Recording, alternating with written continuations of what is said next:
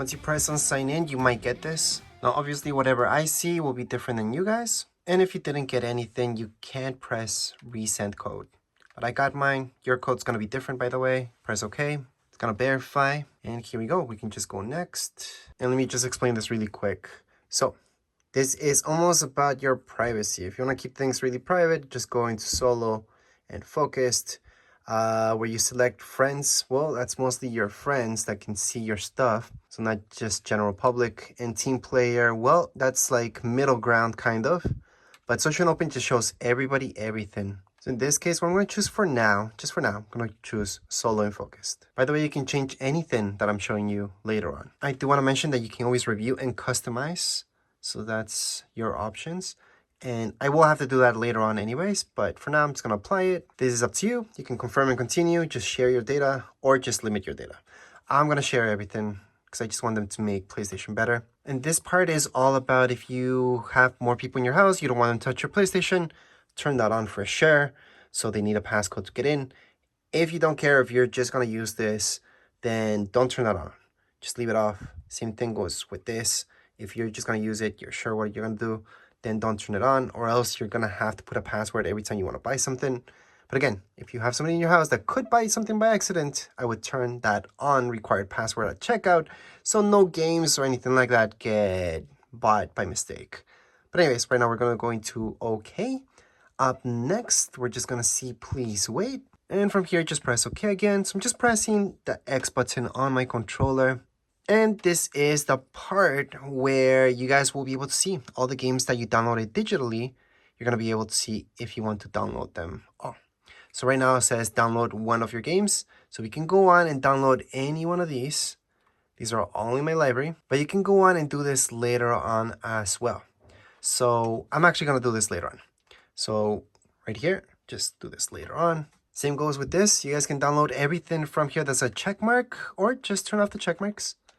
Just want to get started really quick and then just go into do this later. Again, just because we didn't download something right now doesn't mean we can't download it later on. So we can definitely do that.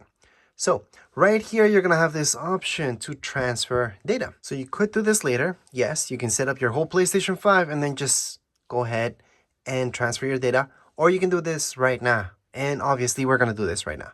So transfer data. At this point, you have to make sure your PlayStation's turned on. So that's exactly what I'm going to do. My PlayStation 4, I'm going to have to turn it on right now. Now, quick note that there are so many ways to transfer your data. So you can use a USB stick, for example, external hard drive. You can do it over Wi-Fi. And you can even use a LAN connection, which means you're using an Ethernet cable to hook up your PlayStation 5 to your PlayStation 4. That's going to make things a lot faster. You also have to make sure that your PlayStation 5, PlayStation 4 are connected to the same Wi-Fi network, and also make sure they're signed into the same account. Now, if you decide to use an Ethernet cable, which I recommend, it's just going to be faster. This is how it looks like. Just plug it into your PlayStation 5 and your PlayStation 4. So just want to show you how this looks on your PlayStation 4. There's my Ethernet. So it's right beside your HDMI. Just hook it up there. And on the back of your PlayStation 5, same thing. Just plug this in. So right now my PlayStation 4 is hooked up to my PlayStation 5. We're just gonna turn on my PlayStation 4. Now one last thing, you have to make sure your PlayStation 4 is up to date. So make sure you don't have any software updates that you need to do. So right now we're just gonna go into continue.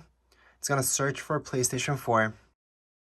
So right now it tells me to press this power button until it beeps like so. Once I do that, it's just going to prepare the data transfer. Now, once again, if you guys don't have an Ethernet cable, don't worry about it. You can do this over Wi-Fi just fine. But this is technically the fastest way to transfer your stuff and not have to worry about USB sticks or external hard drives. Although external hard drive is pretty easy, just plug it into your PlayStation 5 and that's about it. And right here, you're going to see who do you want to transfer your data from. I'm going to select all because that's just one thing. Go down, go into next. And right here, you do get this about trophies not being synced. So you do have to do that later on. But anyways, so just going to continue. Right here, we're going to see save data and account information. So it's going to go ahead and do everything. Going to next. You can choose what you would like to transfer. So, or just transfer, select all and transfer everything. It's up to you guys. In my case, I just want to transfer Grand Theft Auto. And that's about it. I don't really want to transfer anything else. Now, keep in mind that if you don't see a game here, that's online, like Fortnite. Don't worry about it. Basically, all your stuff gets transferred anyways. Once you sign into Fortnite, everything will be there. That's an online game. That's different. We're going to go into next. And then from here, you're going to see an estimate. Just go right into start transfer. And here we go. It's preparing our transfer. So all we have to do is just wait right now. Do not turn off your PlayStation 4 or PlayStation 5. And remember, any other games that you may want to transfer, if you have the disc version, then you can just insert the disc. And for stuff that's online, like Fortnite, everything is there already. Let's say I switch to an Xbox instead of a PlayStation.